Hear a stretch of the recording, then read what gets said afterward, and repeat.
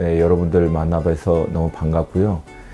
저는 20살 때 미국으로 건너가서 주님을 25살 극적으로 만나 일본 선교 후에 2004년부터 CG 선교회라고 하는 동부에 선교 단체를 세워서 미국의 1.5세, 2세 우리 청년 대학생들을 훈련해서 중단기 선교 보내는 사역을 쭉 하다가 하나님이 좀 인도하심이 있어서 2년 전에 한국으로 베이스를 옮겨서 여전히 청년들과 교회들의 훈련 사역을 감당하고 있는 윤성철 목사입니다. 네. 오리는 이제 성경적 의미죠. 가장 소중한 보물을 발견했는데 자기의 모든 소유를 팔아 그 보석을, 그 진주를 사는. 그러니까 복음이라고 하는 예수라고 하는 생명과 진리를 정말 발견했다면, 진리가 맞다면 저는 그 복음과 예수 그리스도께 올인하는 것이 당연한 것이 아닌가. 꼭 선교적인 어떤 헌신이 아니라 예수님께 어떤 자신의 삶을 드려 그분이 주인 되게 하는 삶. 이전에는 내가 주인이었다면 이제는 예수님이 주인 된 삶. 좀 더 구체적으로 얘기하면은 이전에는 내가 마음의 소원으로 품고 있던 계획과 세상의 어떤 가치, 성공을 추구하며 살았다면 이제 생명과 되신 예수 그리스도를 복음을 통해서 만났으니까 이젠 그 예수님이 주인 되어 창세전부터 그분이 나를 향해 갖고 계시는 어떤 창조적인 목적, 또 구원의 목적을 위해서 사는 삶으로 온전히 들어가라. 이 복음을 통해서 올인하는 것이 가장 지혜롭지 않는가, 그런 의미입니다. 현대 그리스도인들에게 있어서 가장 큰 좀 안타까움은 듀얼리즘, 쉽게 해서 이중적 신앙을 자꾸만 두 개로 나누려고 하는 거죠. 그래서 마치 뭐 교회 봉사하고 청소하고 전도하는 거는 굉장히 하나님 기뻐하는 일이고, 그냥 자기가 주어진 어떤 프로페셔널한 일, 그냥 티처, 학교 선생님, 아니면 뭐 청소부, 이건 굉장히 좀 뭐랄까 하나님께 영광이 별로 안 되는, 사실 그렇지 않죠. 왜냐하면 예수님이 나의 삶의 주인 돼서 이제 삶으로 로마서 12장 1절과 2절과 같이 사한제사로 주님 앞에 드리는 것은 나의 존재가 주님 앞에 예배가 되는 거고, 그런 존재인 내가 주님의 뜻, 어떤 주님의 가치, 또 주님이 우리에게 먼저 보여주셨던 삶의 그런 모습들을 쫓아서 살아내는 모든 것이 주님을 어떻게 보면은 섬기는 헌신이죠.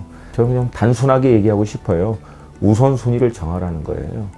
우선순위가 분명해지면 삶의 복잡한 것들이 많이 단순해져요.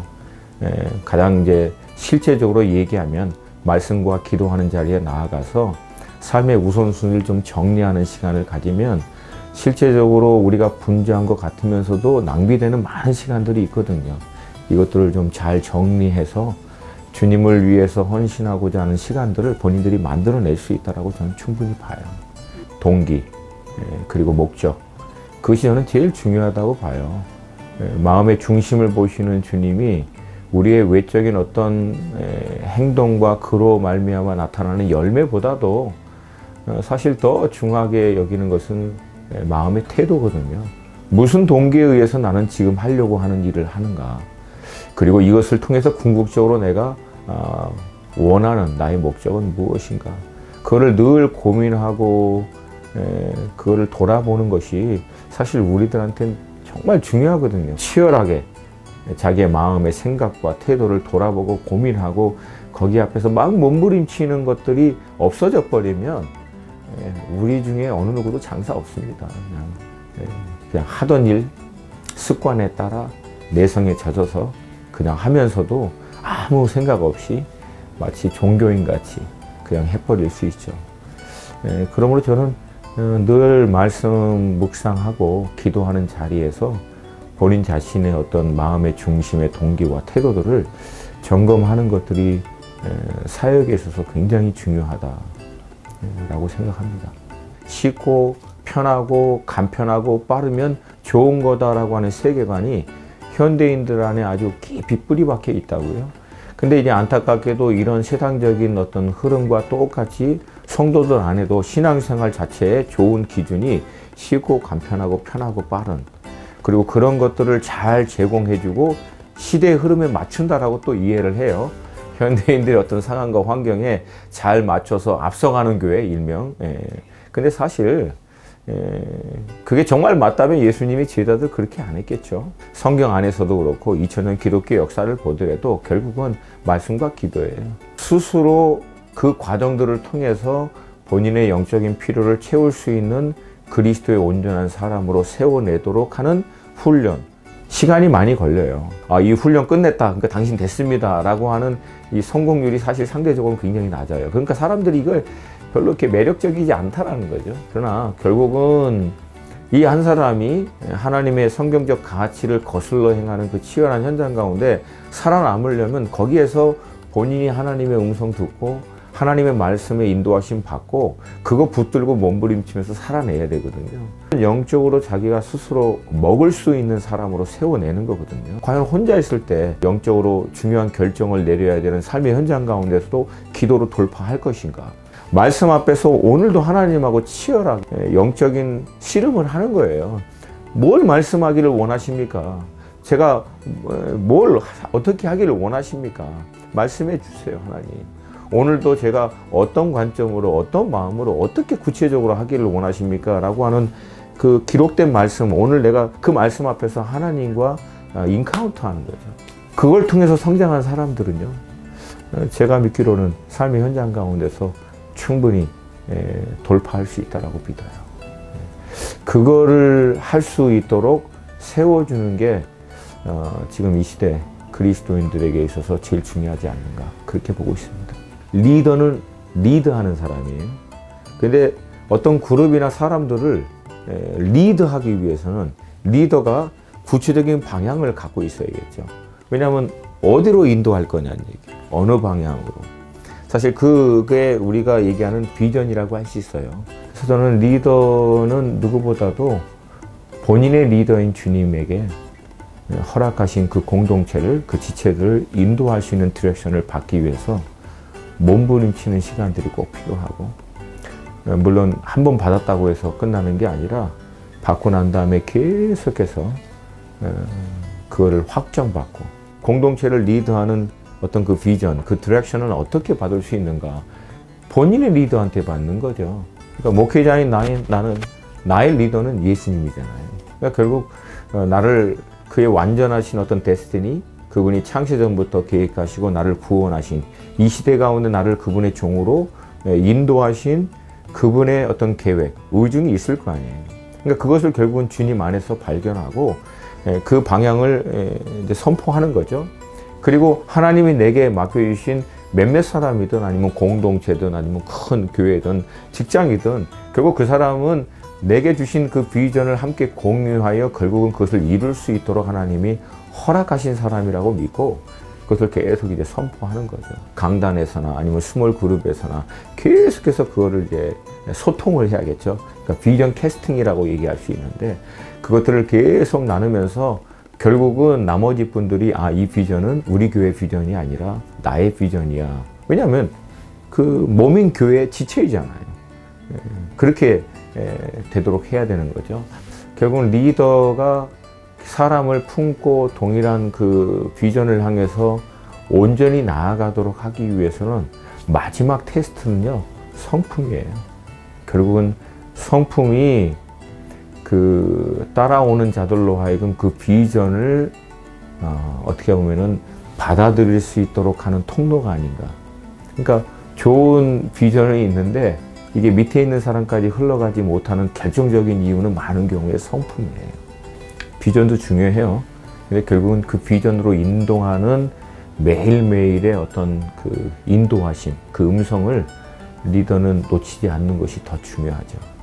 왜냐하면 그 과정을 통해서 비전이 야망이 되지 않도록 리더는 늘 몸부림쳐야 돼요. 안 그러면 이 비전과 야망은요, 종이 한 장 차이예요, 사실은. 그런 시간들이 꼭 필요하죠, 리더한테. 주님 앞에서 날마다 음성을 듣고 쫓아가는 시간들. 제대로 가고 있나? 나의 태도와 동기는. 왜? 태도와 동기가 잘 시작했다가도 이 비전이 어떻게 보면 너무 여기에 집착해버리면 이게 야망이 돼요. 결국은 이걸 위해서 사람을 이용하는 사람으로 쉽게 바뀝니다.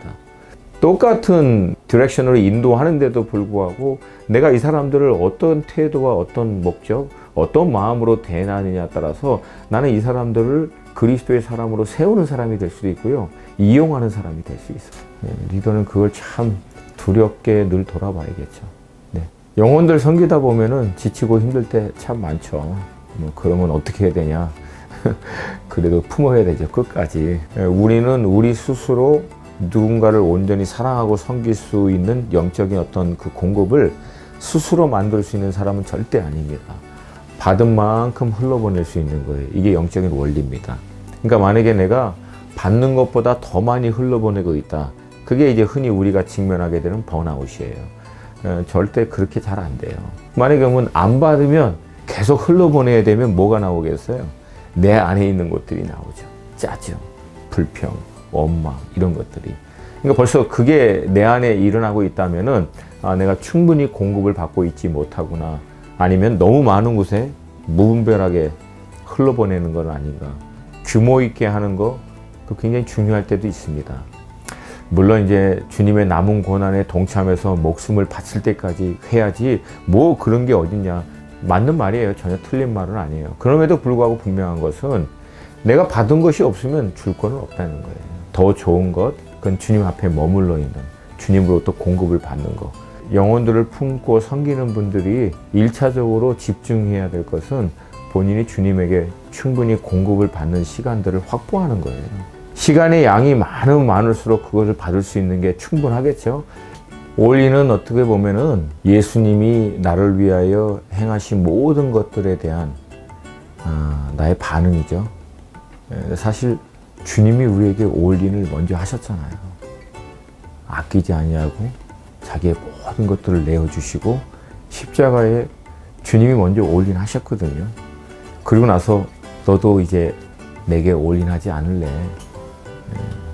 저는 이게 기쁨으로 올인할 수 있는 일이 아닌가. 정말 주님이 나를 위해서 십자가에서 올인한 것에 대한 이 진리가 분명하다면 그런 분에게 올인하는 게 왜 주제가 되겠어요. 다만 이제 우리 안에 있는 많은 연약함, 부족함, 아직도 남아있는 그런 어떤 죄성, 이것 때문에 마음은 원하는데 잘 안 될 때 있죠. 올인은 날마다 하는 거죠. 한번 올인하고 끝나는 게 아니고 제가 믿기로는 올인 날마다 매 순간마다 하는 것 같아요. 저는 이 시대에 정말 주님께 올인하기를 원하시는 분들에게 필요한 것은 날마다 올인하고자 하는, 넘어져도 다시 일어나서 올인하자 하는, 포기하지 않는 것이 중요하다고 보고요. 오늘도 어떻게 보면은 주님이 기뻐하시는, 주님이 원하시는 삶으로 살아내려고 하는 몸부림을 포기하지 않는 것, 멈추지 않는 것, 그게 중요한 것 같아요. 그렇게 할 때 성령 하나님이 우리를 도우시죠. 하나님이 그걸 기뻐하시죠. 그 몸부림을. 주님의 은혜가 우리를 이끌어 가실 거라고 믿어요. 우리의 올인하는 믿음의 반응을 보시고 올인 파이팅 하시기를 도전드립니다.